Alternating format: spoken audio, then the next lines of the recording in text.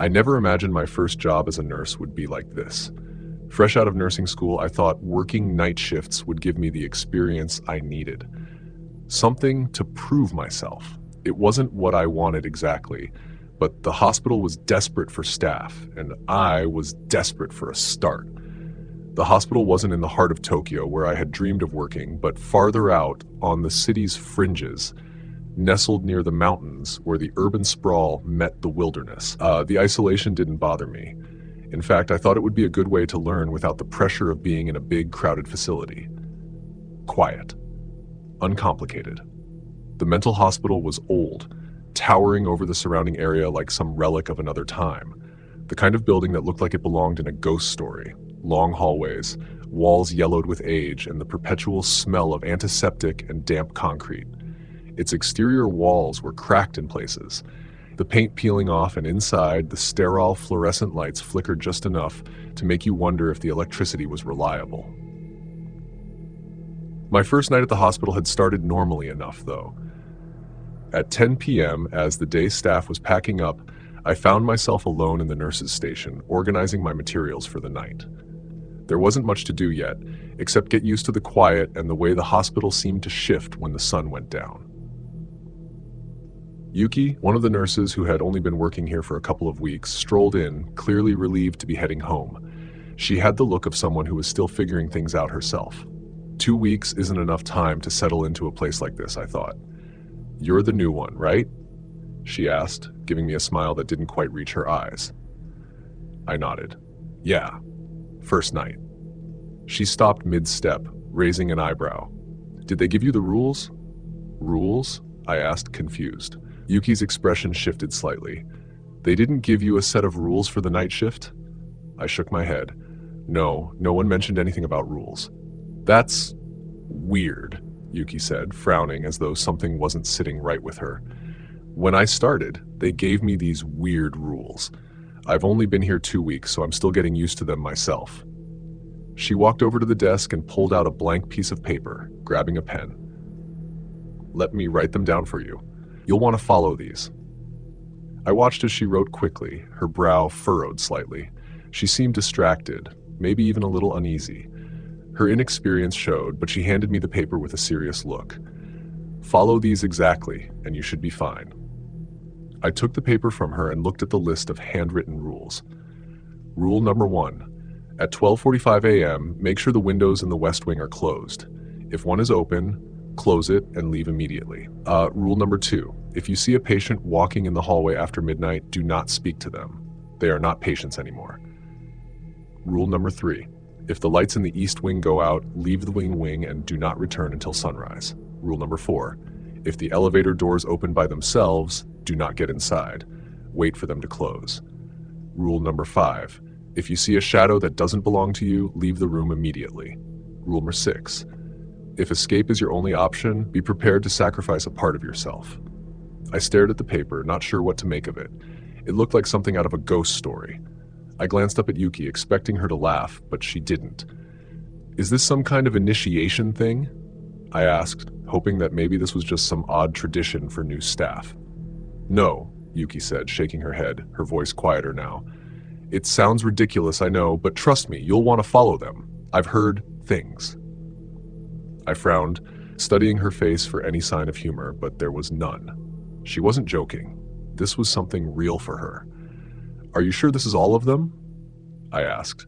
Yuki hesitated, biting her lip as though trying to remember something else. I think that's everything. I'm still getting used to it myself." She forced a smile. "It should be fine if you follow these." Before I could ask anything else, Yuki grabbed her things and left the station, leaving me standing there in silence. I looked at the clock, 10:20 p.m. The night was just beginning. I folded the paper carefully, slipping it into the pocket of my scrubs. A joke, I thought. It has to be. But something about the way Yuki had looked at me, the serious expression on her face, it was unsettling. The hospital was unnervingly quiet at night. The hum of the fluorescent lights and the occasional distant creak of old pipes were the only sounds that broke the silence. I found myself wandering the halls just to keep myself busy, the sense of isolation heavy in the empty corridors. By 12:30 a.m., I made my way toward the West Wing, the folded piece of paper still in my pocket. There wasn't any particular reason I went there. Maybe I was testing the ridiculous rules to see if they were just part of some strange tradition for newcomers. Or maybe it was the pull of curiosity. What if Yuki was right? The West Wing was empty, as I expected. Its long, dimly lit hallways seemed to stretch on forever, the shadows from the rooms creeping out toward the center of the hall. I glanced into each room as I passed, but they were all empty. Just empty white beds and old medical equipment, unused and forgotten. I checked my watch. 12:42 a.m. My fingers grazed the folded paper in my pocket and I sighed. Might as well get it over with. I began checking the windows in the hallway. First one was closed. The second one, closed. Third one as well. I kept moving, my footsteps echoing unnaturally loud in the still air. The cold from outside seemed to seep in through the walls, making the air heavy and uncomfortable. As I approached the final window, my breath caught in my throat. It was open, just slightly, but enough for the cold night air to drift in, brushing against my skin with a chill that felt too deliberate, too personal. I stood there for a moment, frozen by the absurdity of it all. But I shook it off, telling myself that old buildings had quirks like this. Windows didn't always close properly. Still, I felt a strange reluctance to touch it, to shut it. It was as though something wanted it open, needed it open. I closed the window, and the latch clicked with a sound that felt final, like closing a door to something unseen. The silence that followed was louder than the click itself. Relieved, I quickly left the West Wing, trying to shake off the feeling that something had changed. It's just an old hospital, nothing more. By 1:30 a.m., the hospital had settled into an eerie kind of stillness. I returned to the nurse's station, trying to distract myself by checking the security monitors. Most of the patients were asleep, their rooms quiet, except for room 5. The man inside had been pacing back and forth for a while. I didn't think much of it at first. Nighttime restlessness wasn't unusual here, especially among the patients. But as I watched the monitor, my eye caught something else, something moving in one of the hallways. A man in a hospital gown was standing in the middle of the second-floor corridor. His back was turned to the camera, his body still, facing away from me. At first, it seemed like he was just standing there, lost or confused. His head was slightly tilted to one side, almost like he was listening to something I couldn't hear. A cold sensation crawled up my spine. I grabbed my flashlight out of reflex, but my hands shook as I moved toward the hallway where I'd seen him. My footsteps were slow, hesitant, the beam of light bouncing nervously off the walls as I reached the corridor. When I turned the corner, he was still there, standing in the center of the hallway. His back was to me, his hospital gown hanging loosely off his frail frame. His posture was wrong, his body stiff like a mannequin. He wasn't moving. I couldn't even see the rise and fall of his chest to indicate he was breathing. I took a cautious step forward, then stopped as I heard it. His breathing. It wasn't normal. It was ragged, deep, and inhuman. Each breath came in uneven bursts, almost like gasping, but slower. The kind of breath you'd expect from someone trying to force air into lungs that didn't work anymore. A wet, dragging sound followed each inhale, like something inside him was broken. He still didn't move. His head stayed tilted, his back rigid. He was waiting. I wanted to call out, to ask if he needed help. My instinct was to move closer, but then the rule flashed in my mind. If you see a patient walking in the hallway after midnight, do not speak to them. They are not patients anymore. I felt a rush of dread, as though a cold hand had wrapped itself around my heart. His breathing grew louder, more ragged. I could hear the wet, gurgling sound of his lungs struggling to function, but he didn't turn around. He didn't move. I took a step back, then another. My chest tightened with fear, my breath catching in my throat as I slowly backed away from the hallway. I couldn't tear my eyes away from him. My mind screamed at me to run, but I forced myself to move slowly, carefully. As I turned the corner, there was no denying the cold, creeping terror that told me I'd narrowly avoided something terrible. By 2 a.m., the sense of unease had settled into my bones, and I couldn't shake it. Every creak of the building, every flicker of the lights felt deliberate now, like the hospital was trying to send me a message, something just out of reach. I wandered the hallways again, trying to keep myself occupied, but the longer I stayed, the more the air felt thick, oppressive. Around 2:15 a.m., I heard something. A faint tapping noise, rhythmic and unnatural. It was coming from room 7. I hesitated, the rules flashing in my mind. I didn't remember seeing anyone in room 7 earlier. It must be a mistake. Maybe a patient had been moved during shift change and I hadn't noticed. The door to room 7 was slightly open and I felt an unnatural pull toward it. The tapping continued as I approached, like fingers lightly drumming against a wooden surface. I pushed the door open. Immediately, the air shifted. It was colder in here, so cold that I could see my breath fogging in front of me. The lights in the room flickered violently, and an overwhelming sense of wrongness settled over me. The tapping had stopped. I took a step forward, my heart pounding in my ears. That's when I saw her. A figure stood in the far corner of the room, her face obscured by long, tangled black hair. She was unnaturally still, her head slightly cocked to one side. Her lips, split wide into a grotesque grin, were too red, too wide. Her eyes, those hollow, dark eyes, stared right through me. She took a step forward, her body moving with a fluid, unnatural grace. Too fast. I ran out of the room before I could process what I had just seen. My mind was racing, heart hammering against my chest as I sprinted down the hallway, desperate to get back to the nurse's station. What the hell was that? Am I losing my mind? I reached the end of the hallway, my breath ragged, but my momentum was suddenly stopped by a soft ding. The elevator doors in front of me slid open. Rule 4. If the elevator doors open by themselves, do not get inside. Wait for them to close. My legs trembled, threatening to give out beneath me as I stood frozen in place, staring into the empty elevator. I watched it, barely daring to breathe. My eyes stayed locked on the empty space within the elevator. I could almost feel something in there, lurking just out of sight, waiting for me to step inside. For a few moments, the elevator remained open, its doors wide and inviting. Then, slowly, they slid shut with a final, mechanical click. I let out a shaky breath, my nerves frayed beyond belief.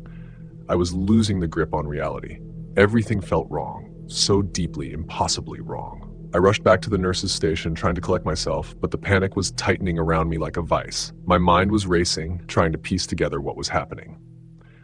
As I approached the station, I glanced down the corridor leading to the east wing. That's when the lights went out. The entire hallway was plunged into darkness, so complete that it seemed to swallow the air around it. My feet felt like they were made of lead.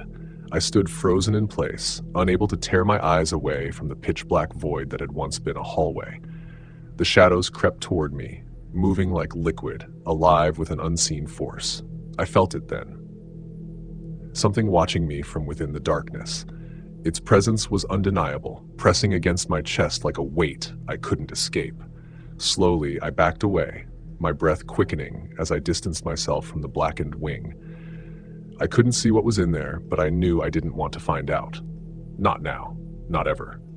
I arrived at the nurse's station, my hands shaking uncontrollably as I rifled through the papers on the desk. My vision was blurred, panic clawing at the edges of my mind. The hospital was alive with something I couldn't understand. As I shuffled through the mess of paperwork, my hands found an old, crumpled sheet of paper buried beneath patient records.